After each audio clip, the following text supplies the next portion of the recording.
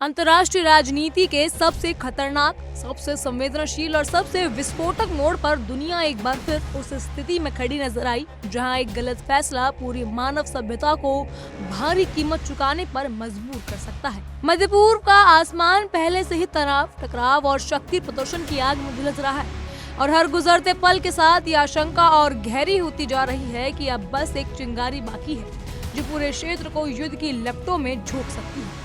America और Iran आमने सामने थे, इजराइल पूरी तरह सक्रिय था और वैश्विक ताकतें अपने अपने समीकरण साधने में जुटी थी। इसी बीच पूरी दुनिया की नजरें एक समय सीमा पर टिक गई थी, एक ऐसी डेडलाइन जिसे खुद अमेरिका के राष्ट्रपति डोनाल्ड ट्रंप ने तय किया था, जिसके खत्म होते ही विनाश की खुली चेतावनी दी गई थी। लेकिन जैसे ही घड़ी की सुई उस निर्णायक पल के करीब पहुंची, ठीक उससे पहले ही एक ऐसा मोड़ आया जिसने इस पूरी कहानी को अचानक बदल दिया। मंगलवार को स्थानीय समय अनुसार डोनाल्ड ट्रंप ने ऐलान किया कि अमेरिका और ईरान के बीच 2 हफ्तों के लिए युद्ध विराम पर सहमति बन गई है। ये फैसला किसी शांति माहौल में नहीं बल्कि बेहद तनावपूर्ण परिस्थितियों में लिया गया, जब उनकी तय की गई रात 8 बजे की डेडलाइन पूरी होने से 2 घंटे पहले ही इस जंग ने एक नया मोड़ ले लिया। इससे पहले ट्रंप साफ शब्दों में चेतावनी दे चुके थे कि अगर समय सीमा तक कोई समाधान नहीं निकलता तो इसके परिणाम पूरी सभ्यता के लिए तबाही लेकर आ सकते हैं। ये सिर्फ एक राजनीतिक बयान नहीं था बल्कि एक सीधी चेतावनी थी जिसने दुनिया भर में डर और अनिश्चितता का माहौल पैदा कर दिया था। ऐसे में आखिरी क्षणों में आया ये युद्ध विराम का फैसला राहत के साथ साथ कई बड़े सवाल भी छोड़ गया। क्या ये वास्तव में शांति की शुरुआत है या किसी बड़े खेल की रणनीतिक चाल? ट्रंप ने अपने social media platform truth social पर इस समझौते की जानकारी देते हुए साफ कर दिया कि युद्ध विराम बिना शर्त के नहीं है। उन्होंने कहा कि ईरान को हॉर्मुज जल भूमध्य को तुरंत, पूरी तरह और सुरक्षित रूप से खोलने पर सहमत होना होगा। ये शर्त जितनी सीधी नजर आती है उतनी ही गहरी और रणनीतिक है। हॉर्मुज जल भूमध्य सिर्फ एक समुद्री रास्ता नहीं बल्कि वैश्विक अर्थव्यवस्था की धड़कन है।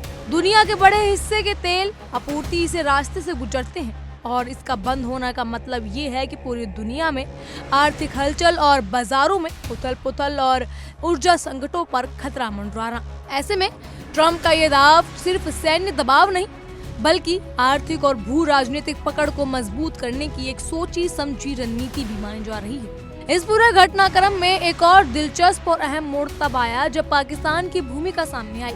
जी हाँ, पाकिस्तान के प्रधानमंत्री शहबाज शरीफ ने अमेरिका और ईरान के बीच कूटनीतिक बातचीत का रास्ता खोलने के लिए संघर्ष विराम का सुझाव दिया।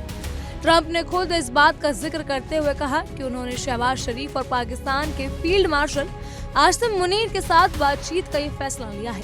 ट्रंप के अनुसार पाकिस्तान की ओर से यह अनुरोध किया गया था कि ईरान की ओर बढ़ रहे विनाशकारी सैन्य बल को रोका जाए। ये बयान इस बात की ओर इशारा करता है कि पर्दे के पीछे की कूटनीति का एक बड़ा खेल चल रहा है, जहां क्षेत्रीय और अंतर्राष्ट्रीय ताकतें अपने अपने तरीके से इस संकट को नियंत्रण करने की कोशिश कर रही हैं। ट्रंप ने अपने बयान में ये भी कहा कि अमेरिका अपने सभी सैन्य उद्देश्यों को न सिर्फ हासिल कर चुका है बल्कि उसे आगे भी निकल चुका है। जी हाँ, ये दावा अपने आप में एक बड़ा राजनीतिक संदेश है। ये दिखाने की कोशिश की अमेरिका किसी दबाव में नहीं बल्कि अपनी शर्तों पर ये युद्ध विराम कर रहा है। उन्होंने ये भी खुलासा किया कि ईरान की ओर से 10 सूत्रीय प्रस्ताव मिला है जिसे बातचीत शुरू करने के लिए एक व्यवहारिक आधार माना जा रहा है। ट्रंप के मुताबिक अतीत के लगभग सभी बड़े विवादित मुद्दों पर सहमति बन चुकी है और अब ये 2 हफ्ते का समय उस अंतिम समझौते की ओर आकार देने के लिए बेहद अहम माना जा रहा है। इस पूरी कहानी में एक और महत्वपूर्ण पहलू इजराइल की भूमिका है। व्हाइट हाउस के एक वरिष्ठ अधिकारी ने पुष्टि की कि इस अस्थायी युद्ध विराम में इजराइल भी शामिल है और उसने भी हमले रोकने पर सहमति जता दी है। ये घटनाक्रम इस पूरे संकट को और ज्यादा महत्वपूर्ण बना देता है क्योंकि इजराइल लंबे समय से ईरान के खिलाफ आक्रामक रुख अपनाए हुए है।